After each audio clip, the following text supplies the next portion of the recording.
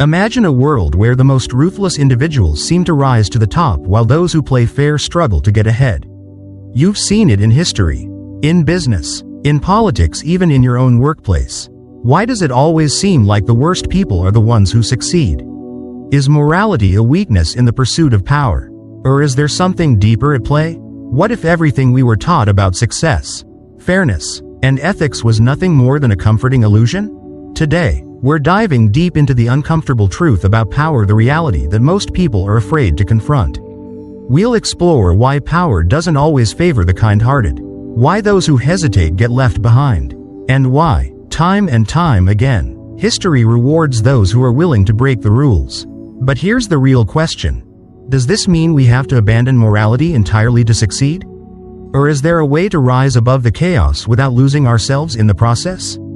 Friedrich Nietzsche, one of the most controversial philosophers of all time, had a radical answer to this dilemma. His idea of the Übermensch, the overman, challenges everything we believe about power, morality, and what it truly means to lead.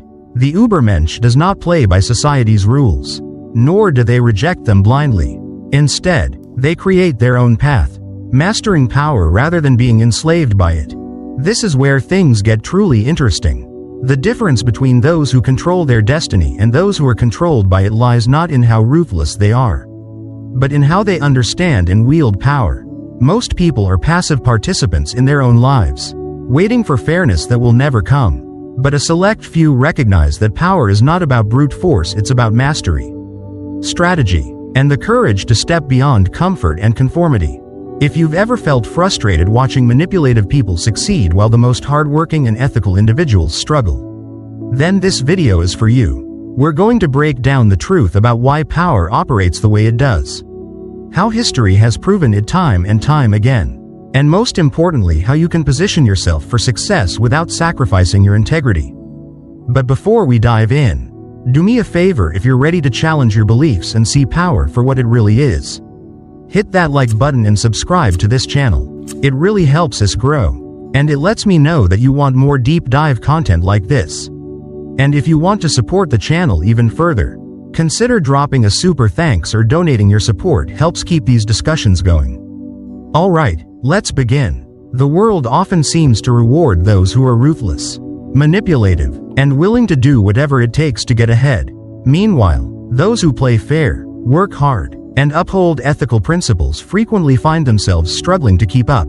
This paradox has frustrated countless individuals throughout history, leading to the question, does society favor the immoral? Or is there a deeper, more complex reality at play?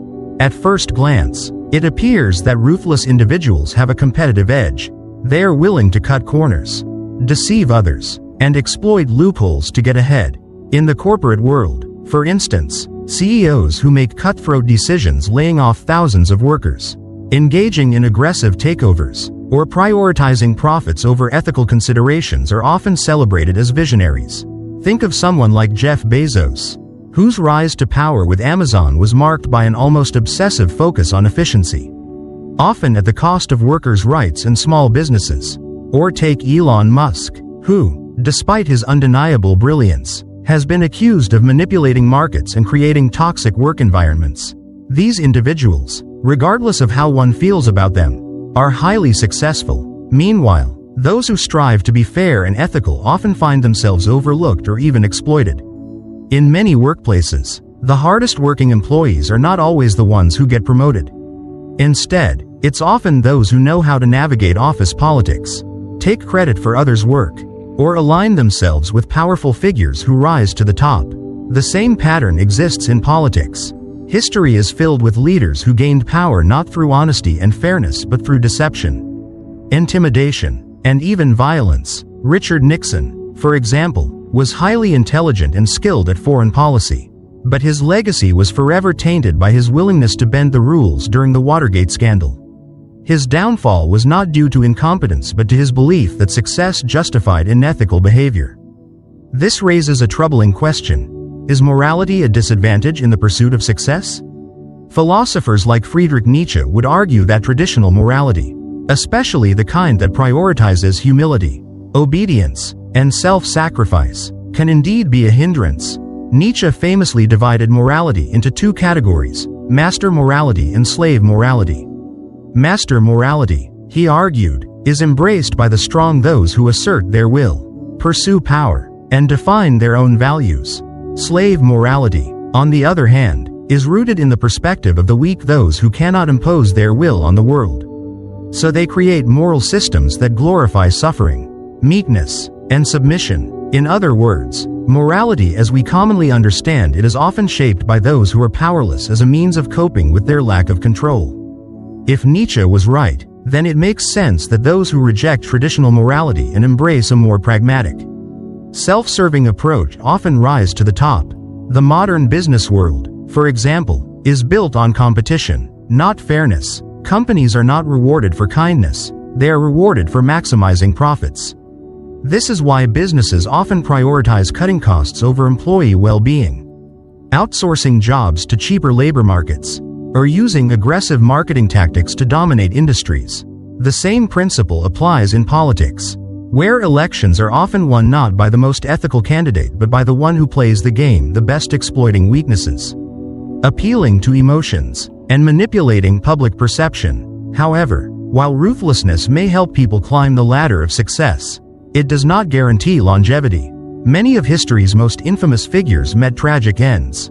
Julius Caesar was a brilliant military strategist who manipulated his way into power, only to be assassinated by those who feared his growing dominance.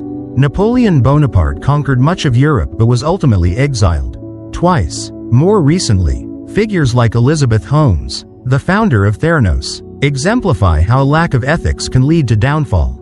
Holmes convinced investors that she had revolutionized medical testing, amassing billions in the process. But when the truth about her fraudulent claims was exposed, her empire crumbled, and she now faces years in prison. This suggests that while ruthless individuals can achieve short-term success, their long-term stability is far from guaranteed. The same qualities that help them rise, manipulation, deception, and a disregard for ethics, can also be their undoing. This is especially true in an era where information spreads quickly and public opinion can shift overnight. Social media has made it harder than ever for those in power to hide their misdeeds. Scandals that might have once taken years to surface can now be exposed in real time. Consider the case of Harvey Weinstein. For decades, he wielded immense influence in Hollywood, using fear and coercion to silence his victims. But once the #MeToo movement gained momentum, his power evaporated almost instantly, and he was swiftly brought to justice. So, where does this leave those who wish to succeed but refuse to compromise their integrity? If the world does not naturally reward kindness, should people abandon their morals in favor of pragmatism? Not necessarily. There is a third path, one that balances ambition with ethical principles. Rather than adopting either extreme, either being ruthlessly self-serving or blindly adhering to idealistic notions of fairness, one can develop strategic morality, the ability to navigate power structures wisely while maintaining a core set of values. Strategic morality involves understanding how the world works without becoming cynical or nihilistic. It means recognizing that power is rarely given freely and must often be taken, but doing so in a way that does not sacrifice one's integrity. For example, consider Warren Buffett. Unlike many billionaires, Buffett has built a reputation for ethical business practices. He understands the mechanics of power and wealth creation but has also remained steadfast in his principles, advocating for fairer tax policies and ethical investing. His success is a testament to the idea that one can be both powerful and principled. Another example is Barack Obama. Whether one agrees with his policies or not, it's undeniable that he navigated the cutthroat world of politics while maintaining a sense of dignity and composure. He understood when to be aggressive and when to take the high road, mastering the art of persuasion without resorting to outright deception. His political success was not built on ruthlessness but on a combination of intelligence, charisma, and strategic decision-making. This approach also applies at a smaller scale. In everyday life, consider a workplace scenario where two employees are competing for a promotion. One employee is hardworking, ethical, and competent. The other is manipulative, takes credit for others' work, and aligns themselves with influential figures in the office. It may seem like the second person has the upper hand, but strategic morality offers a counterbalance. The ethical employee, if they understand power dynamics, can build alliances, showcase their achievements effectively, and assert themselves without resorting to unethical tactics. By combining integrity with strategy, they can rise through the ranks without losing their principles. Ultimately, the idea that the worst people always succeed is an oversimplification. Yes, ruthless individuals often rise quickly, but they also fall hard.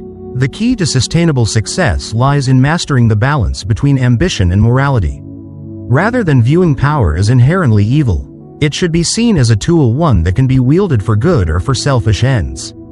Understanding the mechanics of power, recognizing the importance of perception, and being willing to assert oneself without compromising core values are all crucial for navigating a world that often seems to reward the worst among us. Those who can walk this line effectively will not only achieve success but will do so in a way that earns them true respect and longevity. Friedrich Nietzsche's perspective on morality challenges the conventional belief that ethical principles are universal truths. Instead, he argued that morality is not an inherent good or a divine command but rather a tool shaped by power dynamics. To understand why some individuals rise to power while others remain subordinate, Nietzsche divided morality into two fundamental categories: master morality and slave morality. These two systems, according to him, have shaped human civilization, dictating how different groups behave and justify their actions. Master morality is the moral framework of the strong, the leaders, and the conquerors. It is built upon values such as power, ambition, self-determination, and a relentless pursuit of one's goals. Those who subscribe to master morality do not seek validation from others. They define their own values and pursue what they believe is best for themselves and their interests. In their worldview, good is synonymous with strength, excellence, and the ability to shape the world according to one's vision. They do not view compassion or humility as virtues but rather as weaknesses that hinder personal and societal advancement. Figures such as Alexander the Great, Napoleon Bonaparte, and even modern business moguls like Elon Musk and Steve Jobs can be seen as embodiments of master morality. They pushed boundaries, defied conventions, and imposed their will upon the world, often disregarding traditional moral constraints in favor of achievement. Slave morality, on the other hand, emerges from the perspective of the weak, those who are oppressed, marginalized, or unable to exert control over their circumstances. It emphasizes values such as humility, obedience, self-sacrifice, and patience, in contrast to master morality, where power and dominance are seen as virtues. Slave morality portrays suffering and submission as noble. According to Nietzsche, this morality developed as a survival mechanism for those who lacked the strength or resources to compete with the ruling class. By promoting the idea that kindness, meekness, and turning the other cheek are virtuous, those who embrace slave morality create a system where their lack of power is reframed as moral superiority rather than an inherent disadvantage. Nietzsche saw slave morality as a way for the weak to protect themselves. But he also believed that it ultimately served to reinforce the power of those who already dominated society. By promoting humility and discouraging ambition, this morality prevented individuals from challenging authority or striving for greatness. This idea is particularly relevant in modern times when social institutions, religious teachings, and cultural norms often encourage people to accept their circumstances rather than fight for change. Many religions, for instance, teach that suffering in this life will be rewarded in the next, thereby discouraging rebellion against oppressive systems. Similarly, corporate environments often reward employees who are compliant and hard-working rather than those who challenge the status quo or seek to disrupt existing power structures. A clear example of the contrast between master and slave morality can be seen in the workplace.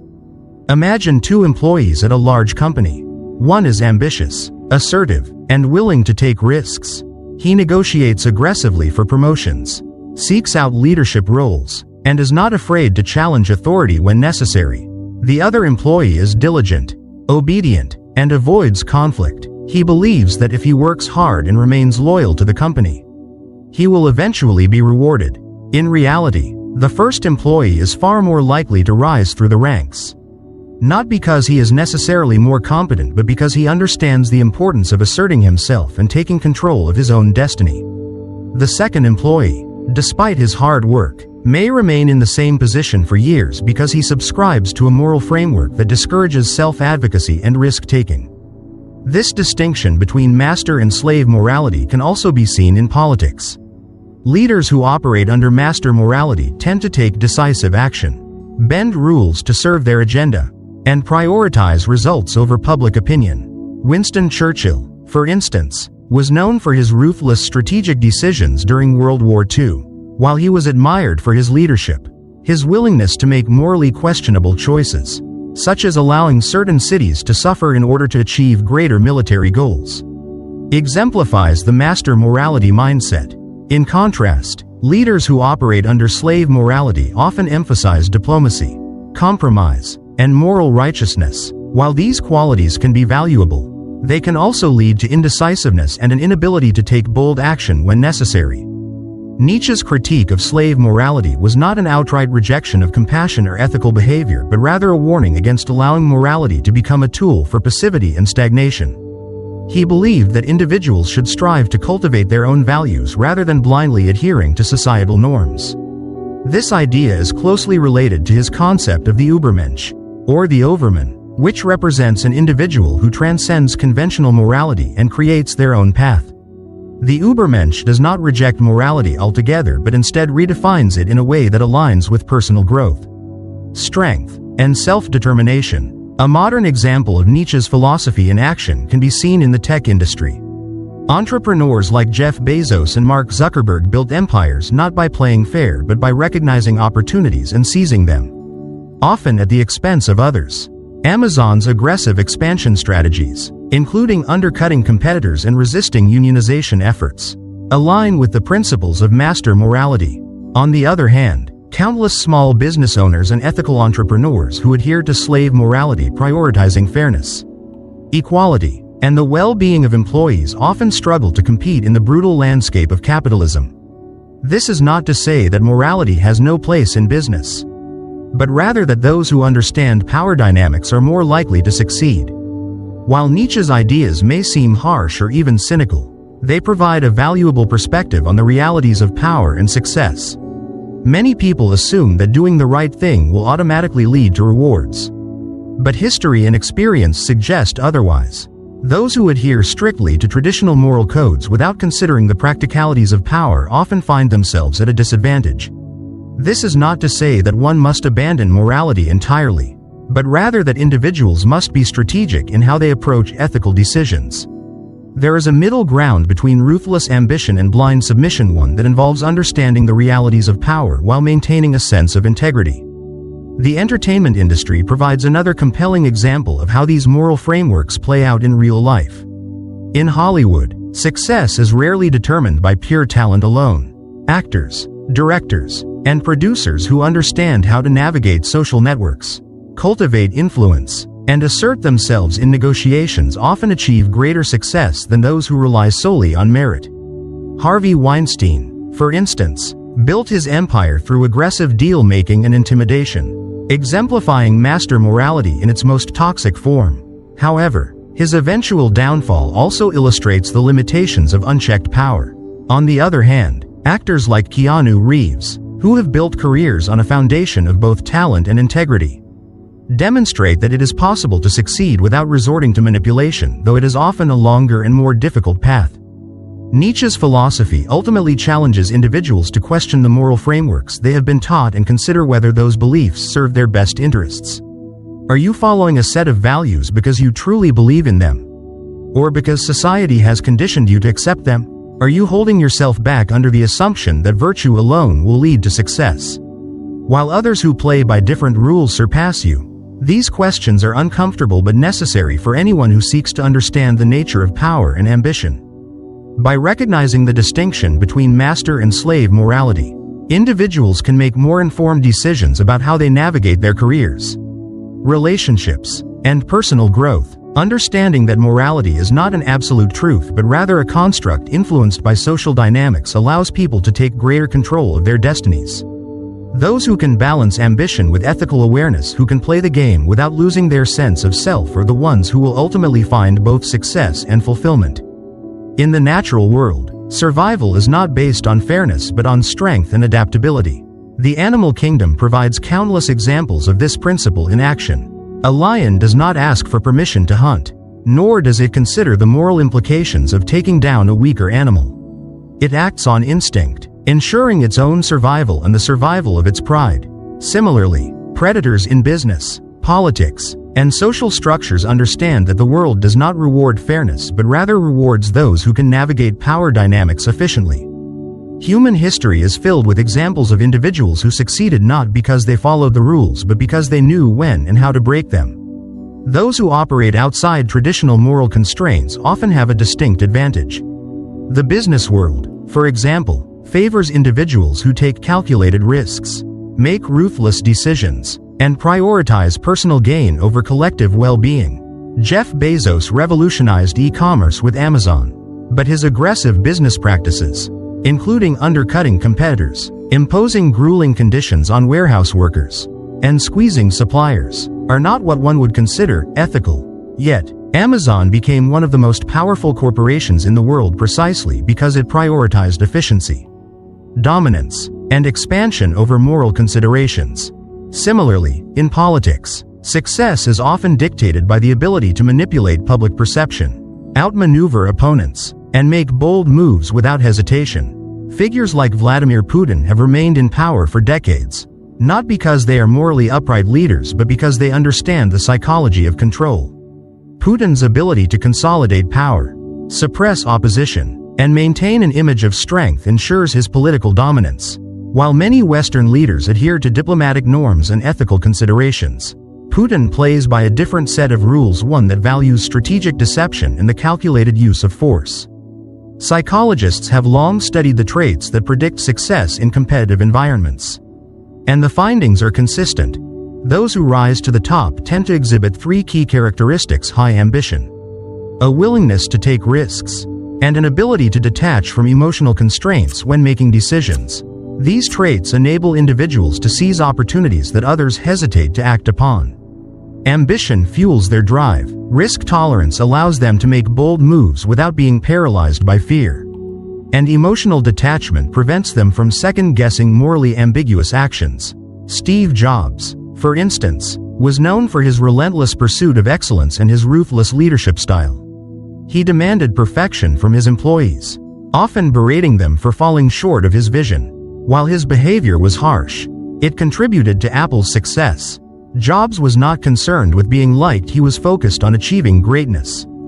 The ability to suppress empathy can be an asset in high-stakes environments. While most people hesitate to make difficult decisions due to concern for others' feelings, successful individuals understand that emotions can be a liability. In the financial world, hedge fund managers must make rapid decisions based on numbers, not sentiment. If an investment is failing, they must cut their losses without emotional attachment, even if it means laying off employees or shutting down entire divisions. This level of detachment allows them to act decisively where others waver. Social interactions also follow this principle. Charismatic manipulators often rise to positions of influence because they understand how to exploit human psychology. They know how to present themselves as trustworthy, likable, and confident, even if their actions are self-serving. Narcissistic leaders, for example, often command loyalty not because they are genuinely compassionate but because they project an aura of strength and certainty.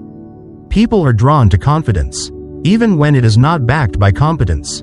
This is why individuals like Donald Trump were able to amass a devoted following. His ability to appear authoritative and unwavering in his beliefs made people perceive him as a strong leader.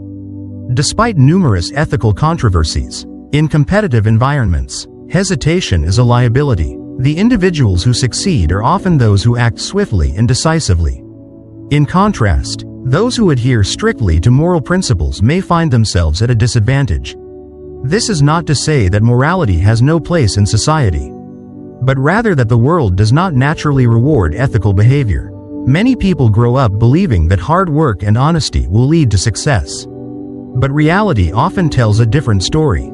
The most successful individuals are not necessarily the smartest or the hardest working, but rather those who understand power dynamics and leverage them to their advantage.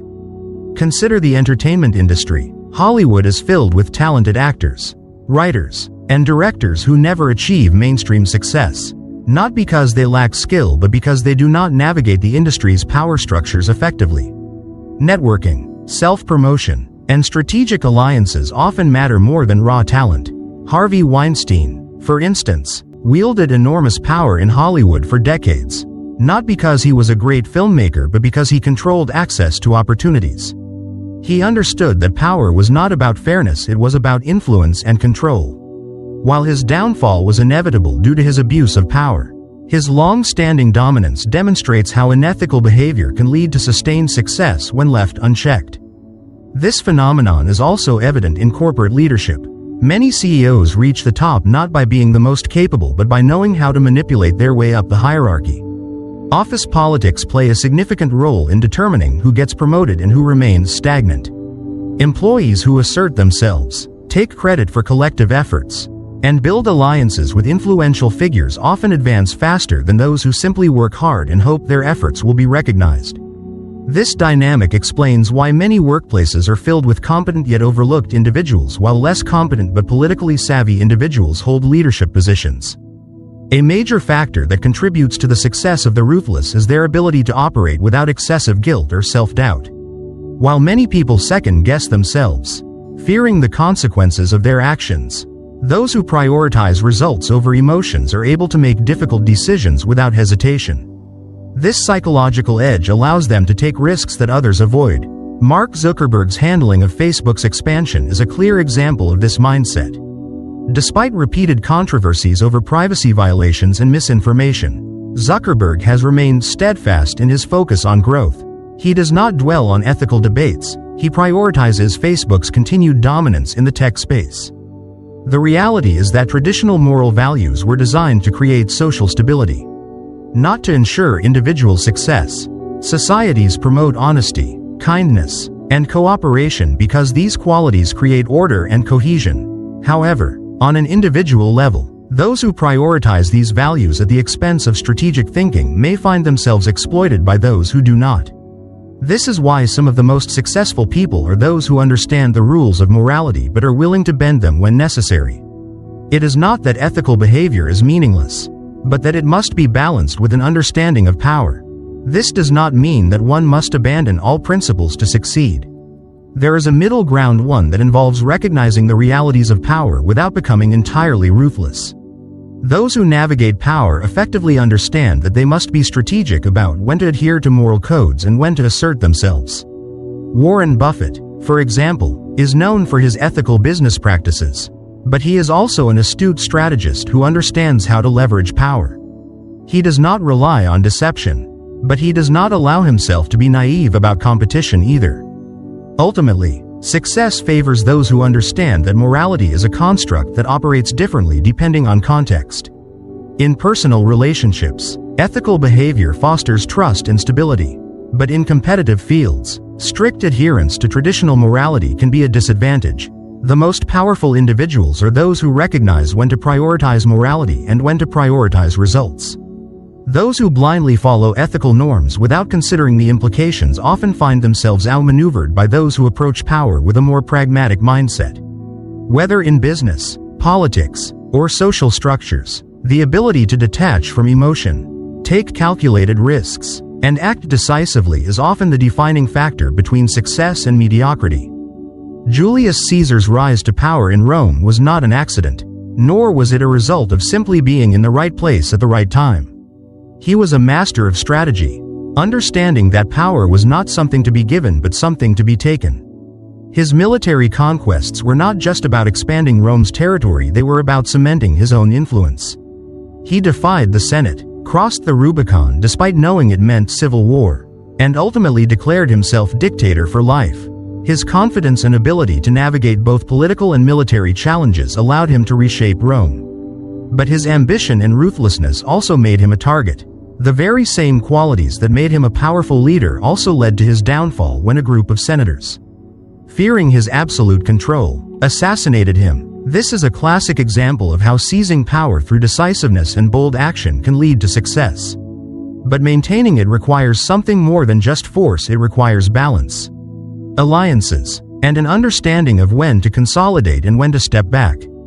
Napoleon Bonaparte followed a similar trajectory.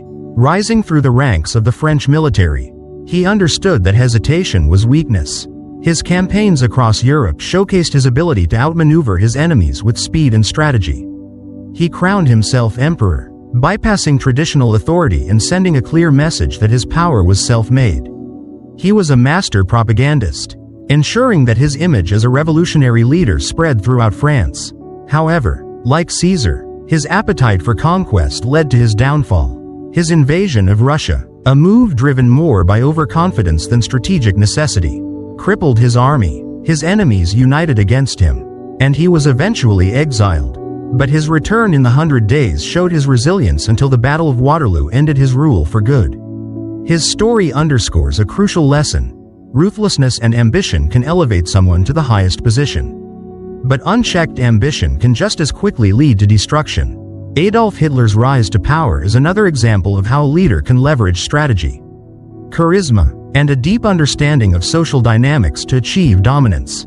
Hitler was not a military genius like Napoleon, but he was an expert in manipulating public sentiment. He used propaganda, economic policies, and fear to consolidate control over Germany.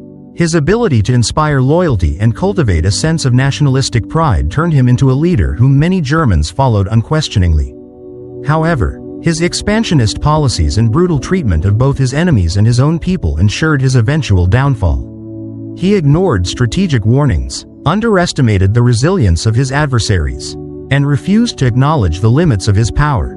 The very traits that allowed him to seize control, ruthlessness, manipulation, and an unwillingness to compromise, were the same traits that guaranteed his demise. His story is a cautionary tale of how power, when used without restraint, can consume even those who wield it most effectively.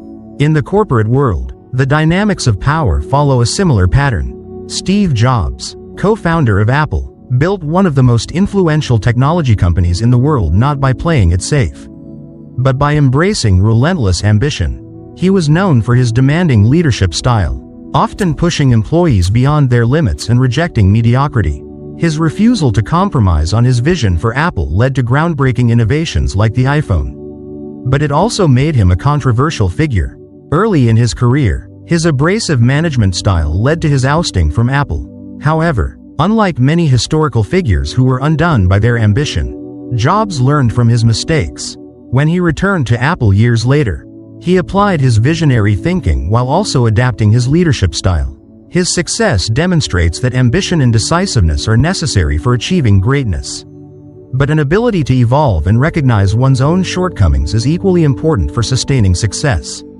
Other powerful CEOs have demonstrated similar patterns of ambition, ruthlessness, and eventual consequences. Elon Musk, for example, has revolutionized multiple industries through his companies Tesla and SpaceX. His willingness to take risks and his aggressive leadership style have propelled him to the top of the business world.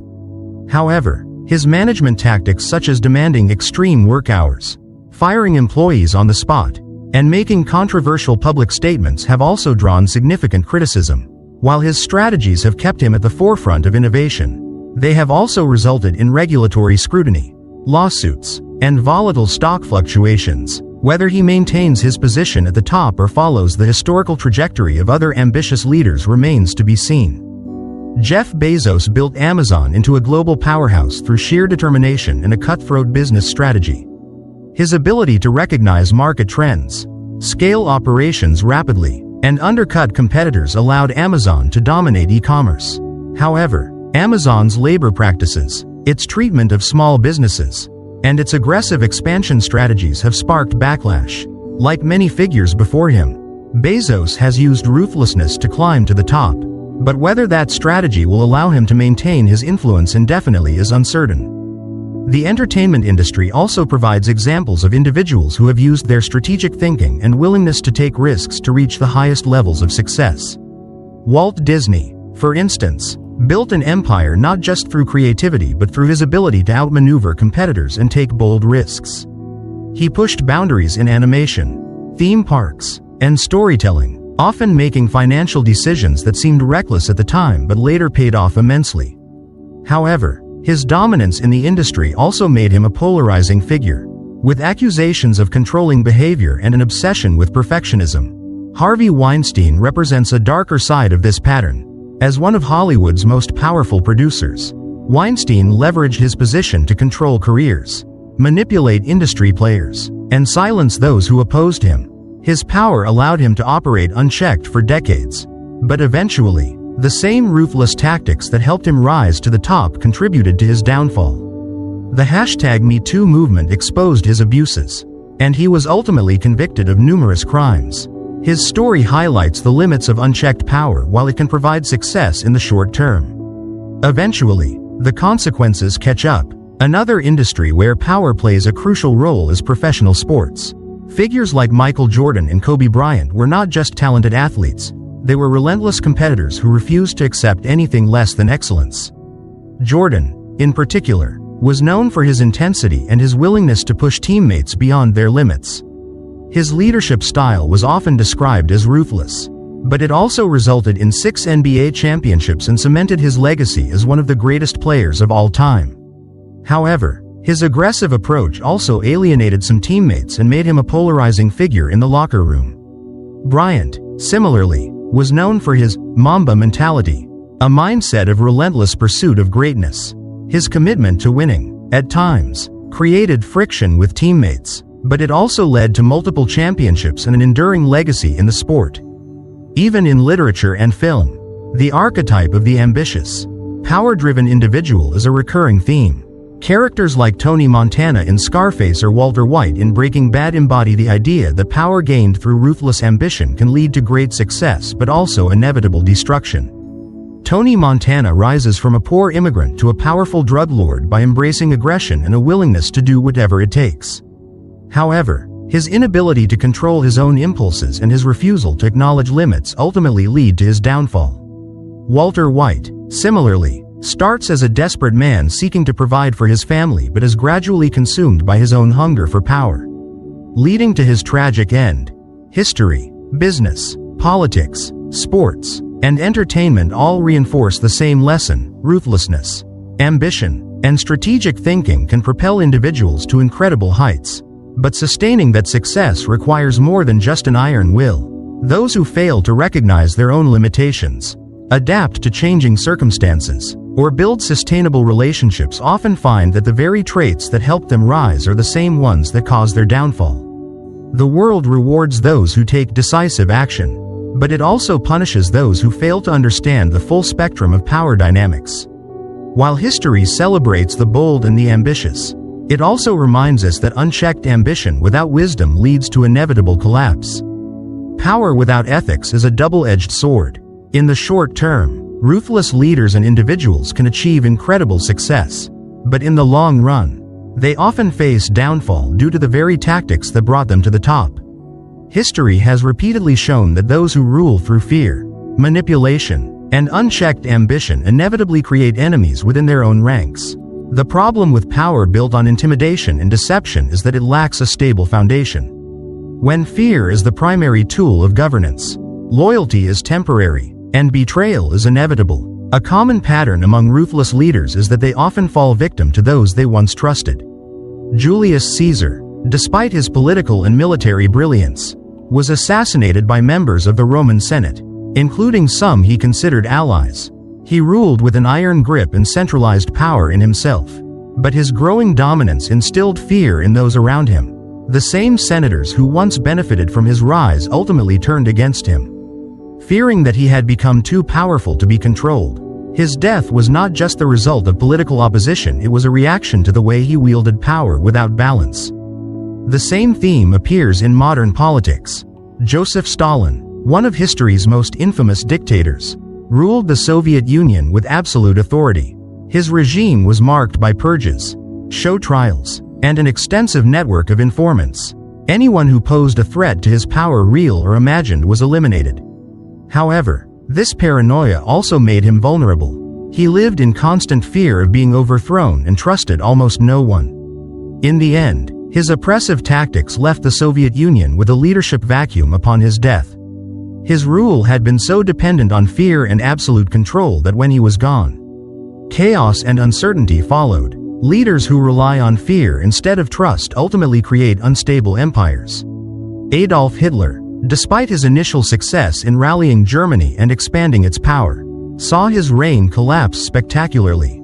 He ruled through propaganda, coercion, and brute force, instilling fear not only in his enemies but also within his own ranks.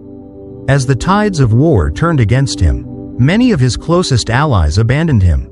Some, like Heinrich Himmler, attempted to negotiate with the Allies in secret, sensing that Hitler's downfall was inevitable. His refusal to listen to dissent, his increasing isolation, and his belief in absolute loyalty led to his ultimate demise. Power built on force alone cannot sustain itself indefinitely because it fails to inspire genuine commitment, only compliance based on fear.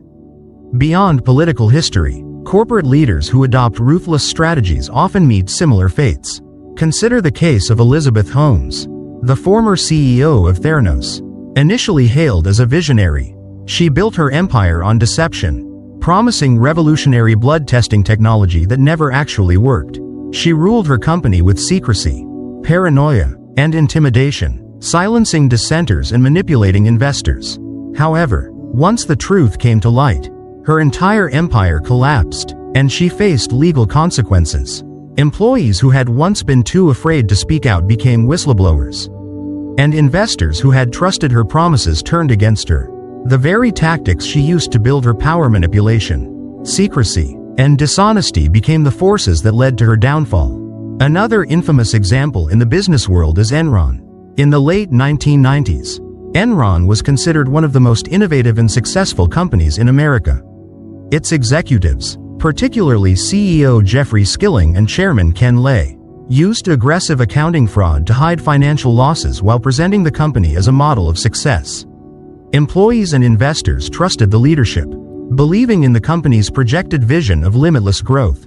However, the moment the truth about Enron's financial misconduct came to light, the company imploded almost overnight. Employees lost their jobs, shareholders lost billions, and executives faced criminal prosecution. The lesson from Enron is clear. Power built on deception and exploitation does not last. Once people realize they have been manipulated, they retaliate with equal force. Even in entertainment, there are examples of powerful figures who ruled through intimidation but ultimately fell. Harvey Weinstein was one of the most influential producers in Hollywood for decades. Wielding his power to control careers and silence critics, he used fear to keep people in line, threatening those who opposed him. However, once his abuses were exposed, the public and the industry turned against him swiftly.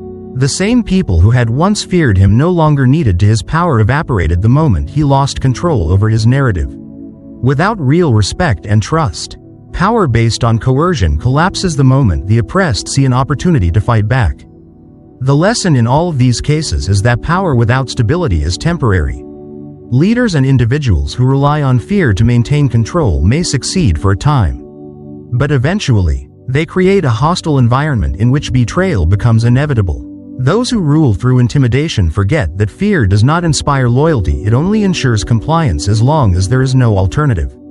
The moment an opportunity arises, those who feel oppressed will seek to dismantle the system that kept them powerless. A key reason why ruthless power structures fail is that they do not foster sustainable relationships. When a leader creates an environment where trust is non-existent, subordinates have no reason to remain loyal beyond their immediate survival. This is why many corporate cultures built on toxicity and fear experience high turnover rates. Employees at companies with authoritarian leadership tend to leave the moment a better opportunity arises. This turnover weakens the organization over time. As institutional knowledge is lost, morale declines, and the best talent seeks better work environments. Amazon, despite its dominance in e-commerce, has faced repeated criticism for its treatment of workers. Reports of grueling warehouse conditions, intense pressure, and high burnout rates suggest that while the company is powerful, its workforce is constantly looking for ways to escape. The same principle applies to political systems. Governments that rule through oppression often face revolutions the moment people believe they have the strength to resist.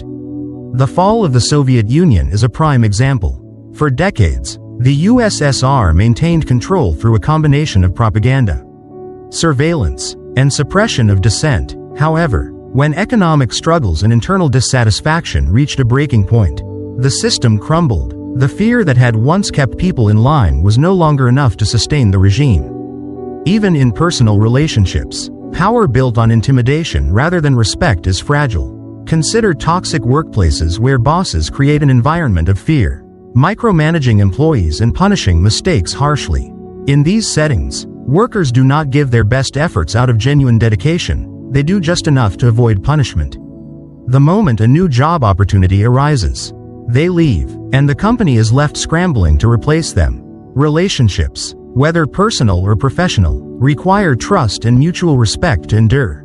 Without these elements, they are inherently unstable. The most successful leaders, businesses, and governments are those that understand power must be built on more than just dominance.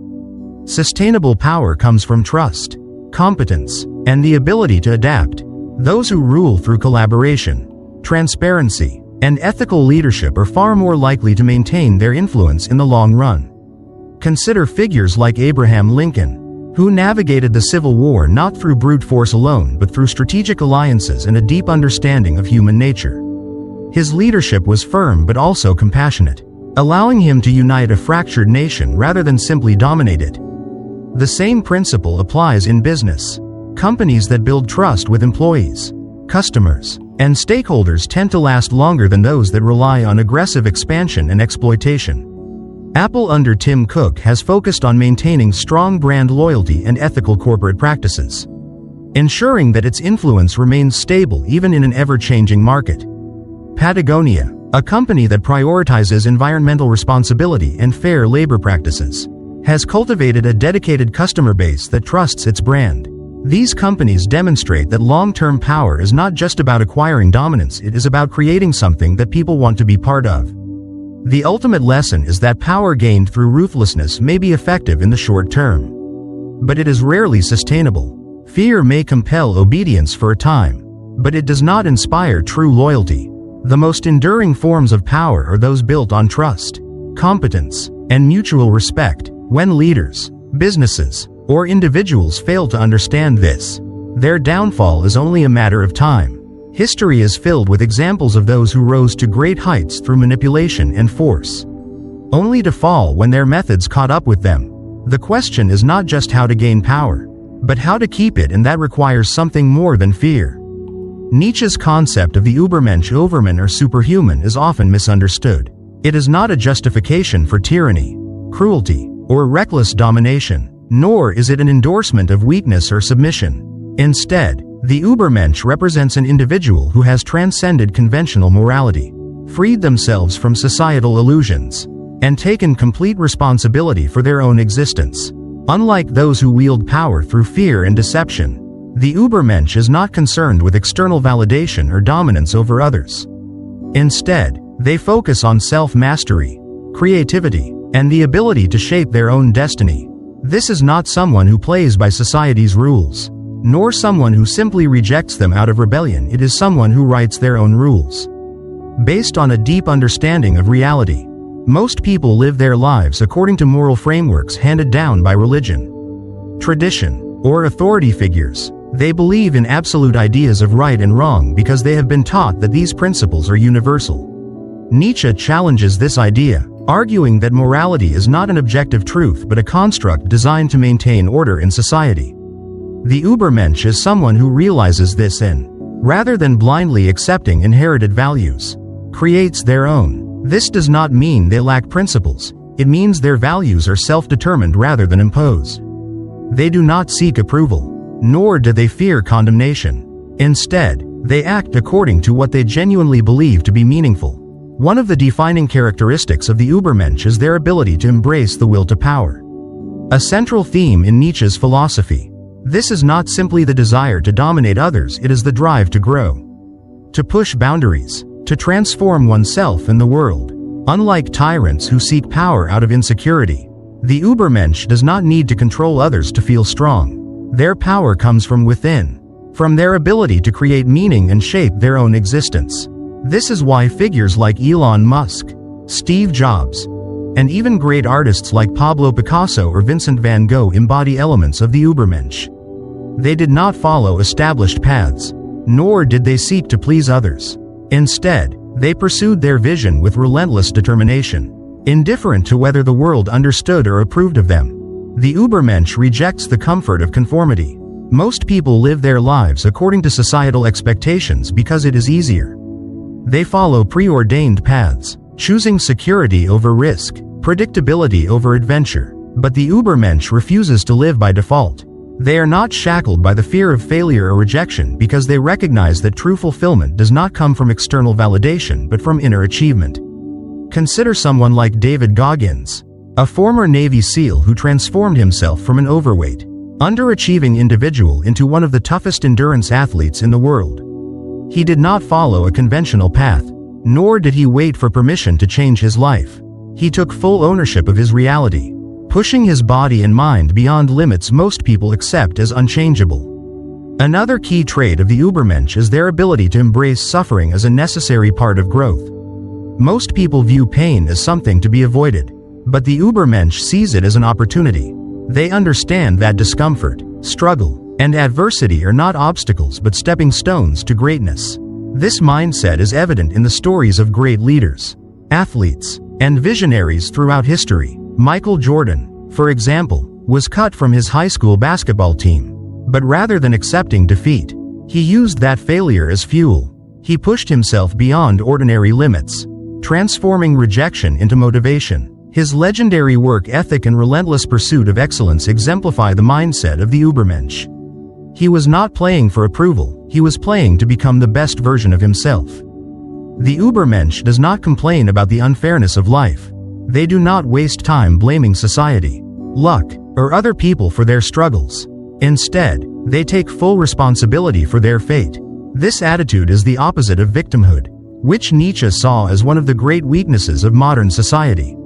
Many people adopt a passive mindset, believing that external forces control their destiny.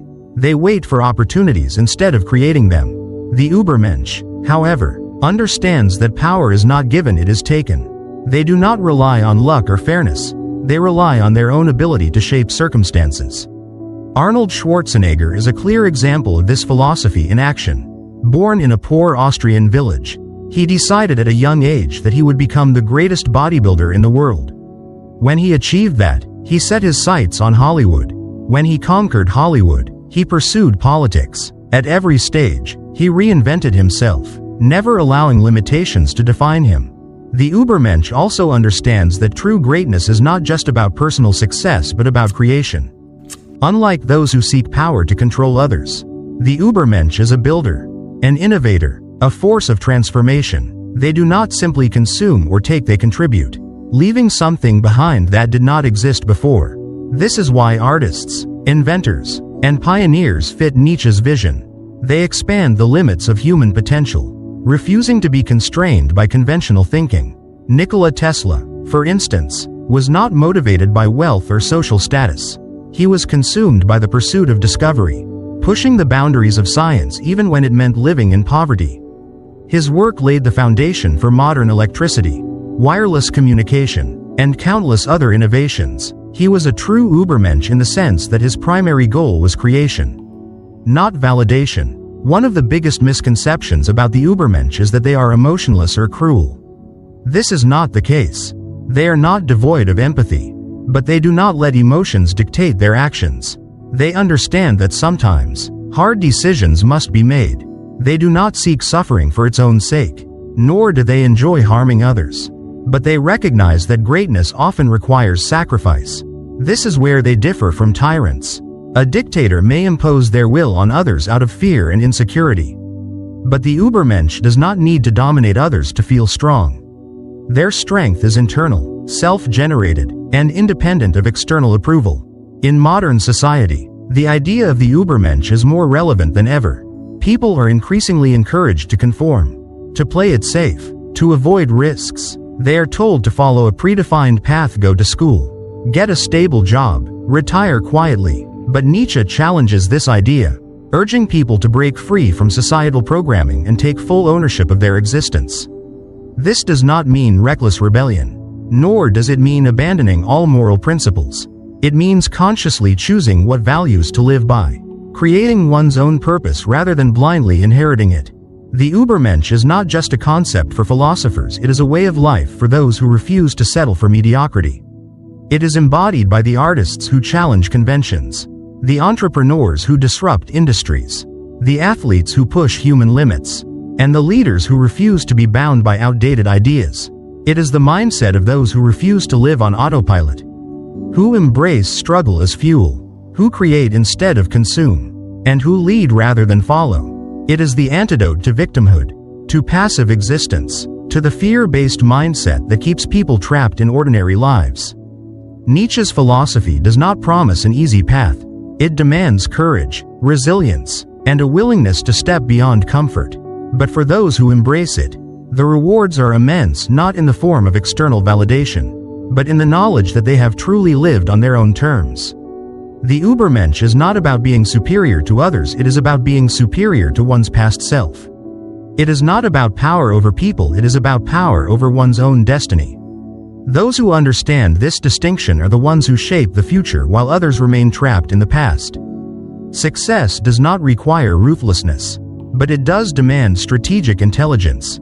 Many people believe that in order to climb the ranks, they have to be cutthroat, step over others, or compromise their integrity. The truth is, while those tactics may work in the short term, they are not necessary for long-term, sustainable success. The real key is learning how to play the game without losing yourself in it.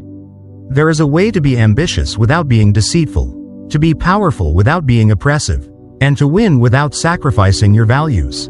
It all comes down to strategy, mindset, and the ability to adapt while remaining true to your principles. One of the first things that must be understood is that the world is not fair. Many people waste time complaining about how things should be rather than accepting how things actually are. Life does not reward those who work the hardest or who are the most deserving.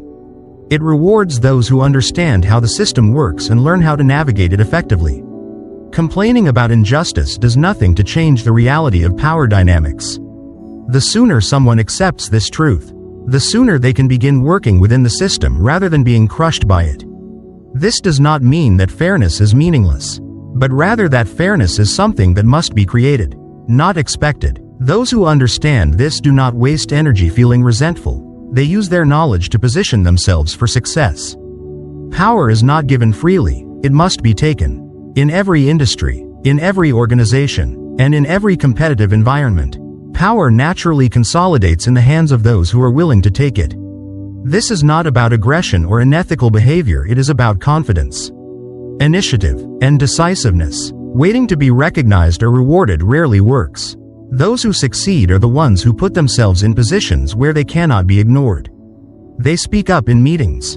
They take risks. They ask for promotions. And they put themselves forward for leadership roles. If someone does not claim their own value, no one else will do it for them. This is a mindset that separates those who achieve from those who remain stagnant. Understanding other people is a crucial skill in achieving success without losing integrity. The ability to read people, assess their motives, and anticipate their actions allows one to navigate power structures with precision. Those who are naive about human nature often find themselves manipulated, taken advantage of, or outmaneuvered. This is why emotional intelligence is just as important as technical skill. In any high-level position, whether in business, politics, or entertainment, the most successful individuals are those who understand people. They recognize when someone is being genuine and when they are being deceptive. They can identify potential allies and know how to handle adversaries. Being able to read social cues, understand unspoken dynamics, and respond strategically is what gives people an edge without requiring them to betray their values. Being firm when necessary is another essential principle. Many people fail to succeed because they are too afraid of confrontation. They want to be liked. They want to avoid conflict. And they hesitate when tough decisions need to be made. However, leadership and success require making difficult choices. Sometimes, this means saying no to people, setting firm boundaries, or making unpopular decisions. This does not mean becoming cold or unfeeling, but it does mean recognizing that strength is necessary. Those who are afraid of making hard choices often find themselves at the mercy of those who are willing to make them. The ability to be compassionate but firm is what allows successful individuals to maintain both power and integrity. The most important factor in achieving success without losing oneself is the ability to create real value. Many people focus only on gaining power, but they do not think about what they will do with it. True power comes from building something meaningful, whether it is a business, a movement, an idea, or lasting impact in a field. Those who simply take from others without contributing anything of value do not sustain their success. The difference between a leader and a manipulator is that a leader builds something greater than themselves, while a manipulator only seeks to benefit themselves. Those who are respected in their industries are those who innovate, solve problems, and contribute something of worth. A great example of this is Elon Musk. Whether people admire him or criticize him, it is undeniable that he has created real value. Unlike some billionaires who simply extract wealth from the system, Musk has built companies that are pushing the boundaries of space exploration, electric vehicles, and renewable energy. He has taken massive risks, invested in ambitious projects, and driven innovation. This is why he commands a level of respect and influence that many other wealthy individuals do not. His success is not just about accumulating power, it is about building something that fundamentally changes industries. Contrast this with figures like Adam Neumann, the former CEO of WeWork. He gained immense power and influence, but he did not create real value. Instead, he overpromised, misled investors, and built an unsustainable business model that eventually collapsed. His leadership was based on hype rather than substance. This is a clear example of how power without value is temporary. Those who succeed without truly contributing will eventually be exposed. The key to sustainable success is ensuring that power is not just about control but about creation. Warren Buffett is another example of someone who has achieved massive success while maintaining integrity. Unlike many aggressive hedge fund managers who manipulate markets for short-term gain, Buffett has always emphasized long-term value. He invests in companies that produce real goods and services, and he encourages responsible business practices. His success is built on patience, strategic thinking, and an understanding of economic fundamentals rather than shortcuts and exploitation. This is why he has remained one of the most respected figures in finance for decades. Another aspect of maintaining integrity while pursuing success is knowing when to walk away from toxic environments. Many people stay in situations, whether jobs, business partnerships, or personal relationships, that are draining, unethical, or holding them back. Fear of losing status, security, or approval keeps them stuck in places that do not serve them. However, those who succeed without losing themselves know that sometimes the strongest move is to walk away. Whether it is leaving a corrupt company, cutting ties with dishonest people, or refusing to engage in destructive competition, the ability to remove oneself from harmful situations is critical. This principle is evident in sports as well. Athletes who understand their worth and their limits make smarter career decisions. LeBron James, for instance, has built a career not just on talent but on strategic moves. He left Cleveland for Miami not out of disloyalty, but because he knew that he needed a different environment to succeed. Later, he returned to Cleveland to bring a championship to his hometown, and then he moved to the Lakers to build his legacy. At every step, he has made calculated decisions that balanced ambition with loyalty, competition with collaboration. The entertainment industry also provides examples of those who succeed without compromising their values. Keanu Reeves is widely respected, not just for his acting but for his character. Unlike many celebrities who become consumed by fame, he has remained grounded, generous, and respected. He continues to work in Hollywood, not because he manipulates his way to the top, but because he brings genuine talent and professionalism to his roles. This demonstrates that success does not require becoming ruthless, it requires being excellent at what you do while remaining authentic.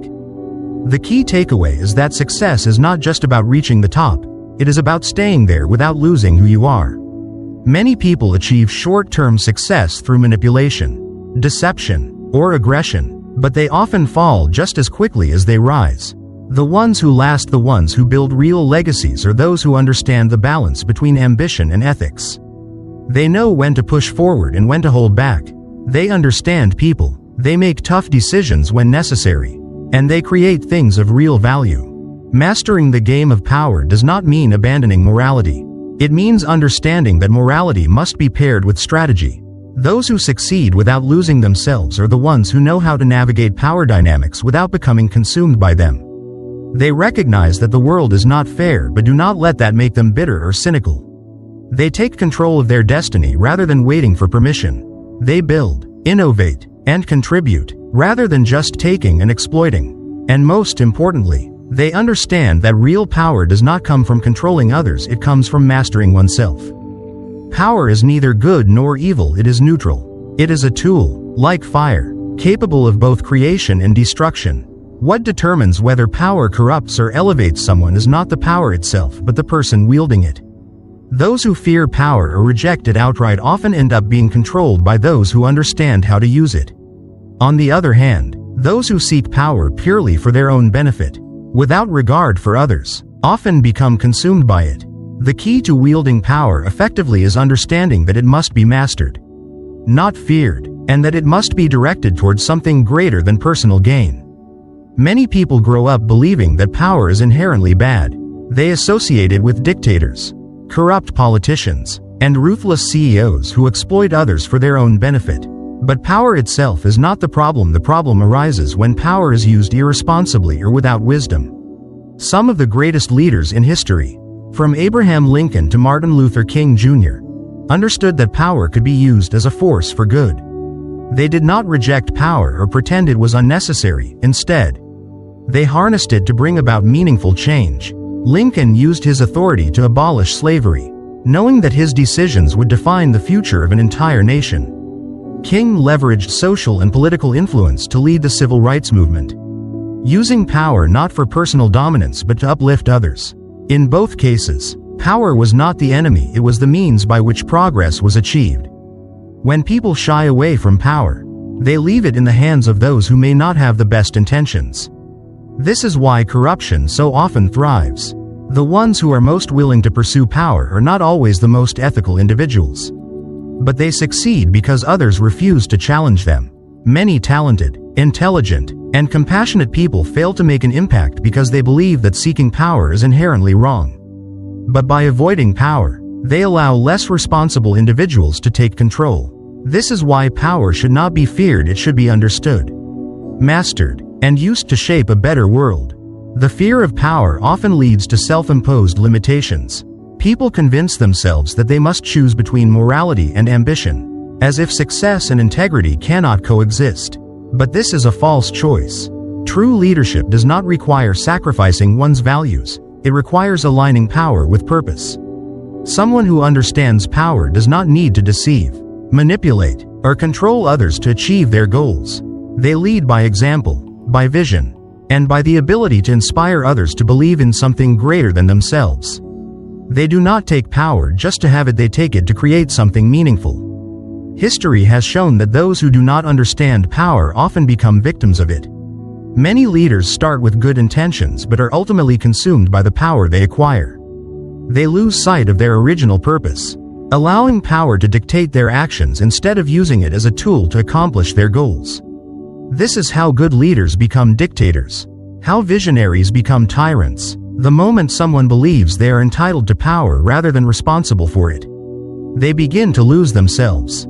The difference between a great leader and a tyrant is not how much power they have, but how they use it. Consider someone like George Washington. He had every opportunity to hold on to power indefinitely. After leading the American Revolution, he could have declared himself king, as many leaders before him had done. Instead, he chose to step down, setting a precedent for peaceful transitions of power. His decision demonstrated that power, when used wisely, does not have to corrupt. It can be a force for stability, for progress, and for setting standards that benefit society long after an individual is gone. Contrast this with Napoleon, who, despite his brilliance, became consumed by his own ambition. He could not let go of power, believing that only through constant expansion and conquest could he maintain his legacy. This ultimately led to his downfall. The way power is used in modern society reflects the same patterns. In business, some leaders use power to innovate and inspire, while others use it to dominate and exploit. Steve Jobs, for example, was known for his demanding leadership style, but his power was directed toward creating revolutionary technology that changed the world. His vision for Apple was not just about making money, it was about pushing the boundaries of what was possible. In contrast, figures like Bernie Madoff used power purely for personal gain, running one of the biggest Ponzi schemes in history. The difference between them was not intelligence or ambition, but how they chose to wield power. One used it to build, the other to deceive. The same principle applies in politics. Leaders like Franklin D. Roosevelt used power to bring the country out of the Great Depression, implementing policies that reshaped the economy and provided stability. Meanwhile, authoritarian rulers throughout history have used power to silence opposition and consolidate control for their own benefit. The lesson here is clear. Power is only as good or as bad as the hands that hold it. Even in everyday life, power plays a role in relationships, careers, and social dynamics. Some people use power in their personal relationships to control and manipulate others, while others use it to create stability and mutual growth. A boss can use their authority to mentor and elevate employees, or they can use it to intimidate and suppress talent.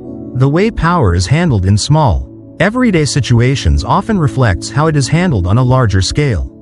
Those who use power wisely recognize that it is not about controlling others, it is about having control over oneself. Many people believe that if they avoid power, they also avoid responsibility. But the truth is, avoiding power does not make someone more virtuous, it simply makes them less effective. If someone refuses to take responsibility for their own success, someone else will. If someone refuses to step up in moments of crisis, someone else will fill the void. Power will always exist, it is simply a question of who wields it and for what purpose. To truly master power, one must develop both vision and self-discipline. Power is most dangerous when it is pursued blindly, without direction or restraint. The people who maintain power over long periods are those who understand how to balance ambition with wisdom. They do not act impulsively, they make calculated decisions. They do not seek power for the sake of status, they seek it because they have something valuable to contribute. They understand that power is not an end but a means to an end. Perhaps the most important lesson about power is that it is never permanent. Those who believe they are invincible because of their position often face the harshest downfalls. History is filled with examples of leaders who assumed their power was untouchable, only to be overthrown, exposed, or abandoned by those they once ruled. The true masters of power are those who remain adaptable, who understand when to push forward and when to step back, and who know that their influence is only as strong as the trust they build with others. Power is not something to be feared or rejected. It is not inherently good or evil, it is a tool. And like any tool, its value depends on how it is used. Those who understand power, who wield it with purpose and responsibility, are the ones who shape the world. Those who refuse to engage with power, out of fear or moral hesitation, often find themselves at the mercy of those who do. Mastering power is not about control over others, it is about control over oneself. About directing energy towards something meaningful. About leading not through intimidation but through vision and action. Power is not the enemy, ignorance of power is.